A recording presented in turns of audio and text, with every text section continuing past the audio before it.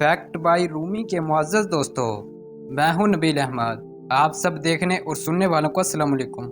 प्यारे दोस्तों, ईद उल फितर का त्यौहार मुसलमानों में एक ख़ास मुकाम रखता है और रमज़ानुल मुबारक का महीना ख़त्म होने के बाद अल्लाह ताला की तरफ से मुसलमानों के लिए एक इनाम है। दुनिया भर के मुसलमान ईद उल फितर के आने से पहले ही तैयारी शुरू कर देते हैं और दुनिया के हर खित्ते में ईद उल फितर मनाने की मुख्तलिफ रवायात और अकायद पाए जाते हैं। जहां पाकिस्तान में ईद उल फितर का त्यौहार एक अलग रंग से मनाया जाता है, वहां तुर्की के लोग ईद का ये त्यौहार किस खास अंदाज से मनाते हैं और तुर्की के अंदर ईद पर कौन कौन से लजीज पकवान पकाए जाते हैं, हमारी आज की वीडियो का यही मौजू है।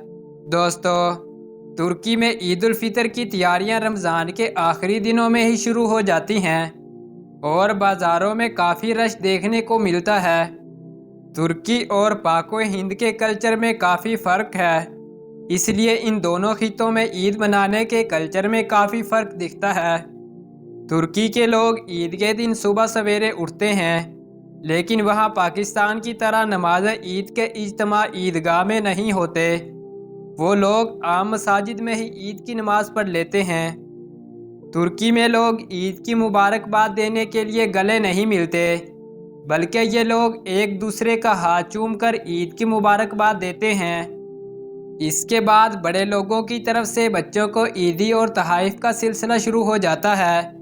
तुर्की में ईद के रोज़ पाकिस्तान की तरह सवैयाँ, शीर खुरमा या बिरयानी नहीं बनाई जाती, बल्कि यहाँ ईद के रोज़ ख़ास तुर्कश खाने पकाए जाते हैं, जिनमें तुर्कश काफ़ी, तुर्कश मिठाई और सारमा काबिल ज़िक्र हैं। तुर्की में बच्चों को ईदी तो दी जाती है, लेकिन इस ईदी के साथ साथ कुंदी भी दी जाती है।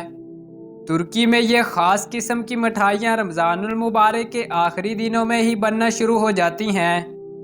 इसी वजह से पाकिस्तान में इस ईद को मीठी ईद कहा जाता है, लेकिन तुर्की में इस ईद को कैंडी ईद कहा जाता है। दोस्तों, तुर्की में ईद के रोज़ पब्लिक ट्रांसपोर्ट बिल्कुल फ्री होती है और बाकी सहूलियात पर भी काफ़ी रियायत देखने को मिलती है, जबकि हमारे पाकिस्तान में रमज़ान या ईद के आते ही हर चीज़ की कीमत डबल कर दी जाती है। ईद के रोज़ अपने आसपास ईद की मुबारकबाद देने के बाद तुर्की के लोग अपने अजीज़ों अकारिब का रुख करते हैं और फिर तरह तरह के पकवान और खाने पीने का सिलसिला शुरू हो जाता है। तुर्की में लोग ईद के रोज़ डिनर एक साथ करते हैं। तुर्की के अंदर ईद का त्यौहार 3 दिनों तक जारी रहता है और लोग तीनों दिनों को सैर सपाटे करते नज़र आते हैं। और यूँ ईद के दिनों में तुर्की के ना सिर्फ मुसलमान बल्कि वहाँ के गैर मुस्लिम भी ईद के मज़े में गुम और सैर व तफरीह इंजॉय करते नज़र आते हैं।